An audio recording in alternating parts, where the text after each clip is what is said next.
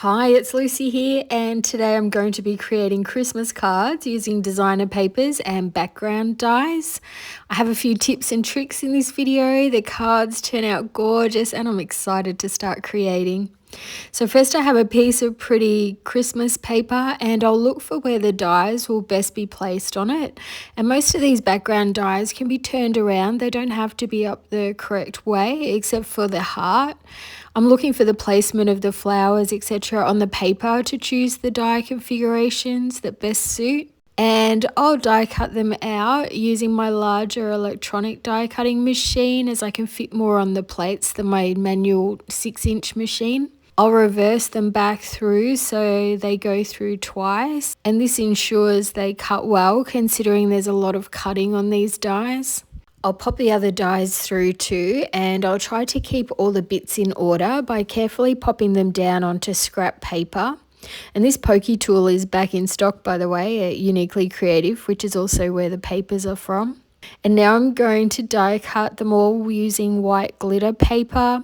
And because I have room on this A4 sheet of paper, I may as well add some sentiment dies too for another time so I can pop them in my stash for when I'm in a hurry. And to start creating the backgrounds, I'll roughly cut a piece of white card slightly larger than my die cut frame. And then I can add some wide double-sided tape to it. I love this wide tape, but if you don't have any, you can use glue or thinner double-sided tape as well. I'm going to add the outside frame first, and this one is the most complicated of all the background dies because it has thin frames within the frame as well as the pieces. But I'll start with this one and then the rest will look really easy.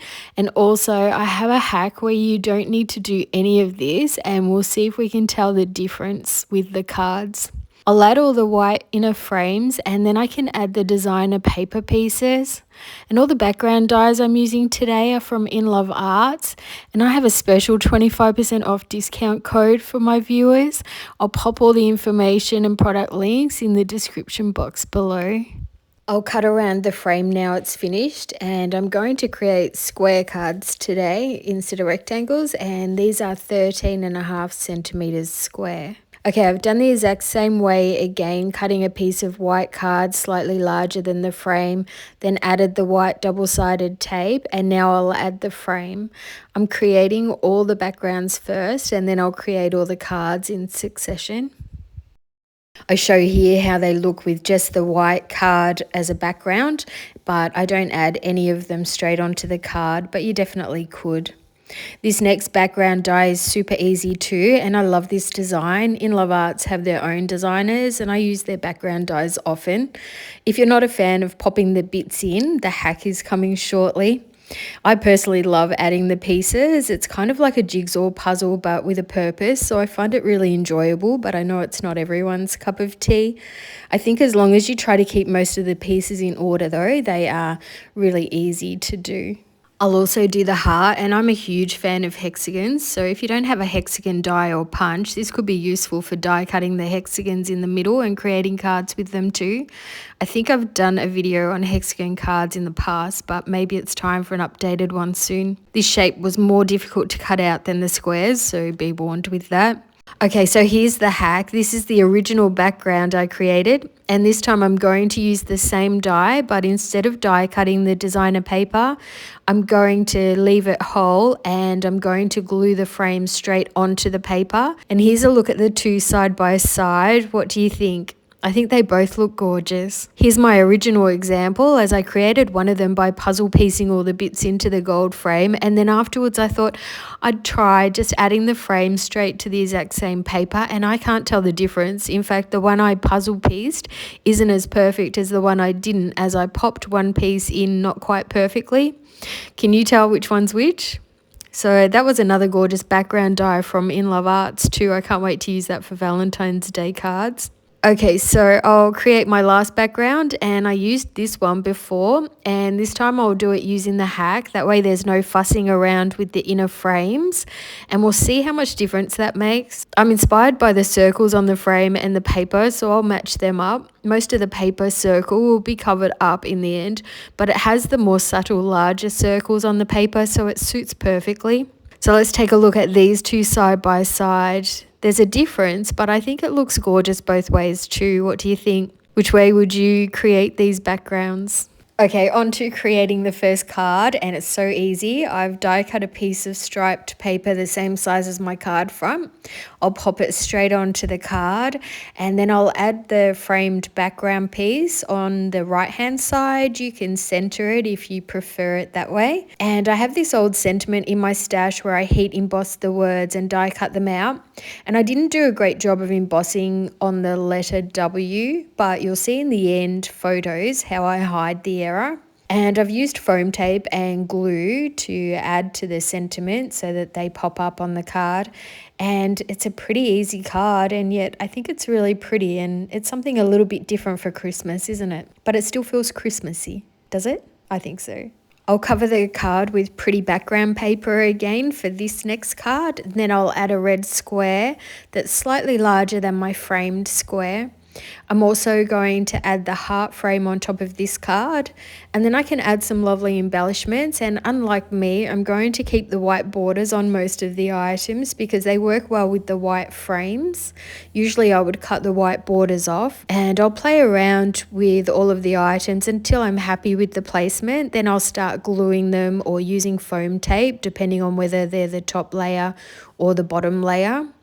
And isn't the gingerbread man so cute? I fussy cut him out of the paper, and I also fussy cut the bow out and rounded it to give dimension. I should have done that to the little gingerbread man too. Anyway, I'll add the sentiment with foam tape, and I love these simple white strip sentiments. I'll show the set of them after. They just make it really easy to create cards with that have lovely sentiments on them. They really help if you're not a stamper like myself. I've also added some red Nouveau drops to finish the card. I'm going to add a metallic red piece of card, then a die cut teal cardstock using double-sided tape and glue because metallic surfaces don't always like to stick to other papers. And then I'll add the background frame and a floral cluster with foam tape and glue. The foam tape is adhesive. I just like to add both to be sure they stay as permanent as possible sometimes. I've added some scrap business card to the back of the bird, so he's not flat on the card but not as high as the flower cluster. So I find really thick paper like business cards helps to add layers. I'll sneak another little flower underneath, and then I've added 2 white layers under my metallic red sentiment and added foam dots to the right hand side so it sits evenly with the side that will sit on top of the floral embellishment. But the right side is slightly higher, so I'll die cut the sentiment again and just add part of the die to underneath so they sit evenly. I don't have a link to this sentiment die as it's sold out. It was last year's, but you can use any of your sentiments from your stash. And then this card is finished. I love the look of adding the background die frames to create extra interest on the designer paper. What do you think? For this next card, I'll add the frame square to some red glitter paper, so I'll use double-sided tape and glue because glitter paper also doesn't like anything being adhered to it. I'll add a flower that I cut from one of the other papers, and then I'll use my lollipop stick to give the flower and leaves some curves. And if you've watched my videos before, you'll have seen me do this a lot. And if you're new to my channel, please watch my fussy cutting video as I show this technique in depth. I'm also going to add a sentiment with foam tape, and it looks a little crooked here while I'm looking at this, but I either fix it up or it fixes itself as it doesn't look wonky in the end. I'll also add a couple more embellishments, and I'll add another sentiment with foam tape. And then I have these gorgeous holly and berries embellishments, but I find often 2 leaves is enough. So I'll cut the third one off and add this to the side of the sentiment strip, and that finishes this 4th card. And here's the 2 cards using the same background die next to each other. Do you notice the hack has been done on the card I just made? For the last card, I'm going to add the star background frame to some grey cardstock and then add it to the card front. I have some ticket ephemera here, so I'll add them, but before I do, I'll add some scrap business card to the backs of them to give them a little height.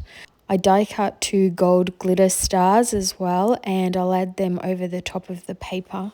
I'll add the Christmas tree I fussy cut, and I'll add foam tape just to the left hand side as it will overlap the tickets on the right hand side.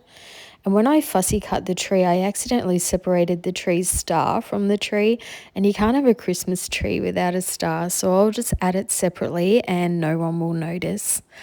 I'll add a floral cluster after giving it a bit of dimension with my lollipop stick again and add some foam tape. And then this card's finished.